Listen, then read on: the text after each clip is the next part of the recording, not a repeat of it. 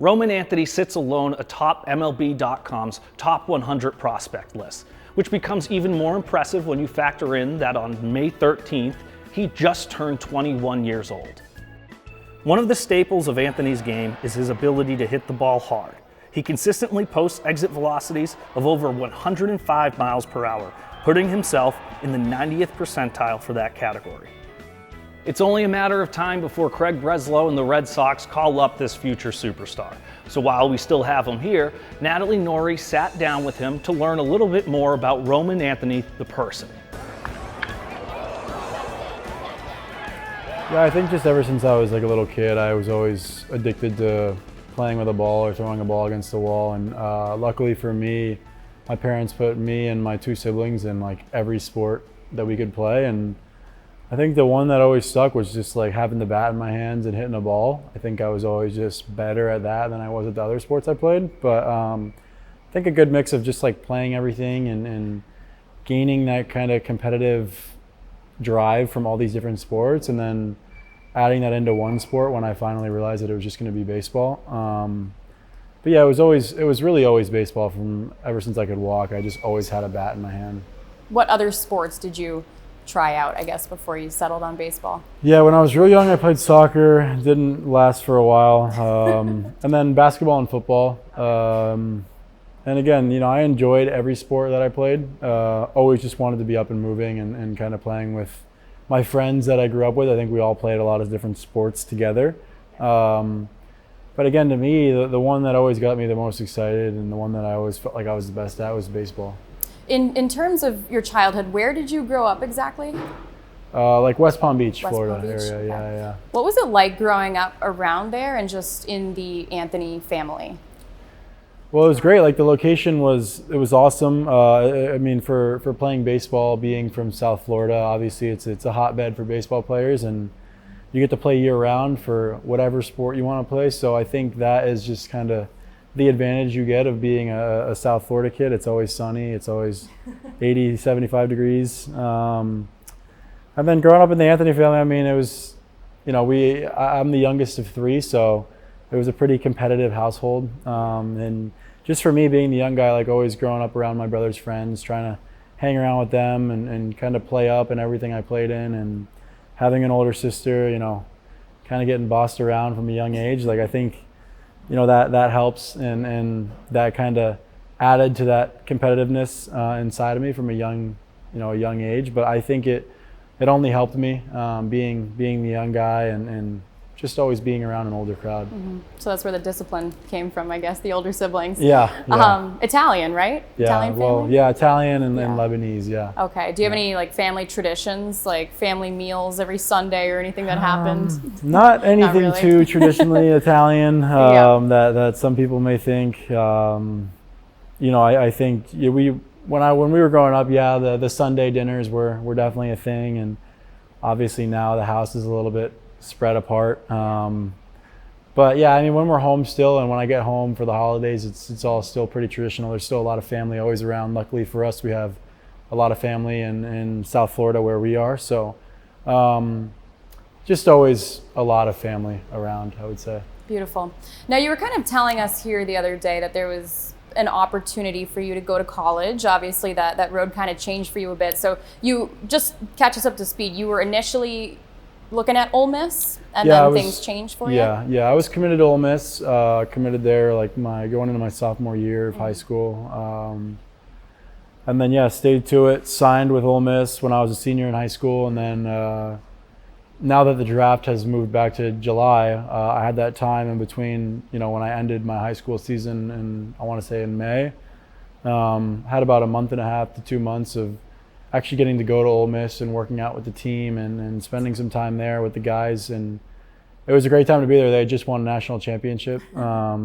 So yeah, it was great. For me, it wasn't really like draft or bust. It wasn't really like that for me. I was in a situation where I really liked where I was going. I loved the people who recruited me, and I loved the school in Mississippi. And there was a certain number I set for myself and my family set that we thought, if we don't get this, great, we're going to go to Ole Miss and have a blast for however long that may be. And that's where I was at. And then actually was there the day before the draft, flew home, and never went back. Kind of packed all my stuff up and went home, and never ended up going back. 79th pick of the 2022 Major League Draft, the Boston Red Sox select Roman Anthony, an outfielder from Marjorie Stoneman Douglas High School, Parkland, What was Florida. that experience like for you, being a young man and realizing that your world was about to take a major turn?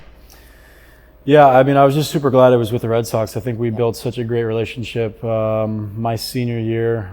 That whole course of that year, met so many of the different people who scout and you know, all the guys from the front down. Built a pretty great relationship with Boston, and kind of had a feeling that it might be them. And then when it happened, it was just great. You know, obviously the history and the success kind of speaks for itself, but just being in such a big market and in such a great history of winning, being on a team like that, being drafted by an organization like that, it's a dream. So yeah, I mean, like you said, everything happens for a reason. I was super excited. My family was excited. Like I said, we built a great relationship with them, and just super pumped up that it was them. Did you grow up watching the Red Sox at all? I think, you know, you go back to like 2018 and, Yeah. and that run they kind of made, those few years of being in the postseason. Like, I never had a team that I was really rooting for, but always obviously watched baseball and watched playoff baseball, and they were in it for a while there. So, you know, always followed along with it. Was a big Mookie Betts fan during that time, Nice. like I'm sure everyone was.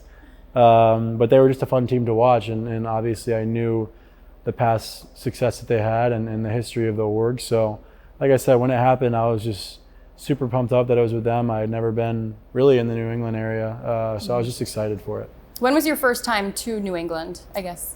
Yeah, when I got drafted, Okay. and when they That's flew quick. us out to Fenway, and I got to hit on the field and everything Wow. with the new draft guys. That was my first time, and it was quite the experience. Who was your first friend in the organization? I would say getting drafted with Mikey Romero and Cutter Coffee. Those two guys, we stayed pretty tight. The three high school kids that we were kind of the first three picks in that draft. I think we stayed pretty tight for a while there. And obviously Cutter got traded, unfortunately. And Cutter and I lived together in A-ball, and then always been tight with Mikey. And Mikey has spent some time in the offseason with me coming down from San Diego. So we're all still very close. Hoping to see Mikey up here soon. But yeah, those two guys were probably the first two. Having been in New England now for a couple years, obviously some experience in Portland, now in Worcester, been in and out of Boston, I'm sure, a few times. What's your favorite part about maybe Boston or just New England as a whole? I love the food in Boston. Yeah. Good answer. I think, though, on the baseball side of things, like, you know, when I went to Portland, that was the first time I feel like I got that experience of the New England fans and how passionate they are, even at the AA level, and then coming here and seeing the crowds that we draw, and last year at the end of the summer being here, getting that first experience in AAA here. But just, you know, the energy from the fans that they bring each and every day, and kind of the expectations that they hold on us.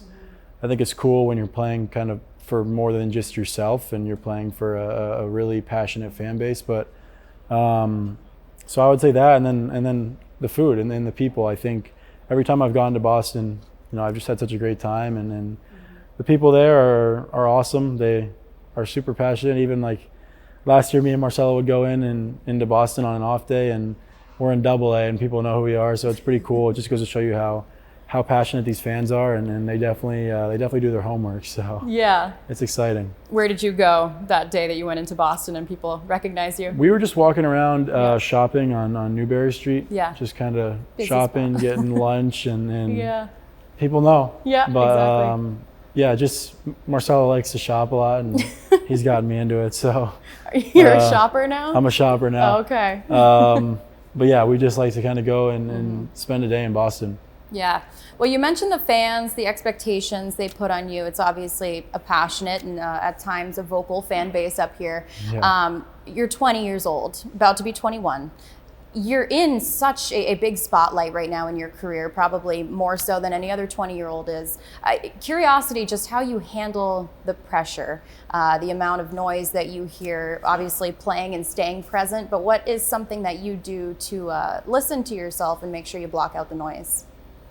I think it's just more about like showing up every day and just doing what I know gets me right and gets my body right to play and my mental space right to play each and every day. And I know it's a long year, but luckily for me now I've had 2 full years of a minor league season under my belt and hoping to get to the big leagues here soon. But I think just as far as being here now, just taking care of everything that I know I need to take care of leading up to the game and knowing that whatever happens is going to happen. But I think just, blocking all that out, staying off of social media a lot and not really diving too deep into it. I know that these prospect rankings and everything can change quick and nothing really matters when you get up there. So for me, it's just, coming into spring again this year, just trying to do the best I can to help the team win and get up there and help that team win. So it's nothing that I look too much into. It's just more of like show up every day and do what I got to do. The right mentality to have. And of course, joining Boston is hopefully soon for you. But just in terms of being here in Worcester in AAA, I guess let's go into the clubhouse a little bit. Who do you sit next to and who have you kind of sought out for their experience or advice just in pro baseball? Yeah, I'm next to Vaughn. He's been awesome. Obviously, he's had some big league experience. He's kind of been in a similar situation as I have when he was with the Braves. So just talking to guys like that, and I mean, I can go down the list of guys that were here last year and guys, this spring that are in the big leagues or whoever it may be. I think we have such a great clubhouse now here. And a lot of these guys are open with me. They help me. They critique me when I need it. And, they know that, I'm young, but I'm open to listening and learning and always, wanting feedback. So they're all great, whether that may be a pitcher in the bullpen or Vaughn next to me. Everyone's kind of helped in different ways. And the coaching staff as well has been awesome here. Trace has been awesome. So it's great. It's a great spot to just learn and kind of polish up my game and continue to learn and get better before, that call happens. So it's been awesome. Obviously, a lot of people know you, Roman Anthony, the baseball player, someone who is expected to have quite, the accomplished career. We're excited to see what you do. But outside of that, what do you want people to know about you when they hear your name and associate you to baseball, but bigger picture? Is there anything that you'd like them to know about yourself? Not much. I mean, I'm not that interesting. I mean, we play so much that it's kind of hard to do a lot else than just kind of show up to the field and play. But I think just, I'm ready to take on that experience, and I'm ready for this fan base, and I'm excited for it, and I'm excited to kind of just give it my all every day and try to help this team win a World Series. The 1-2.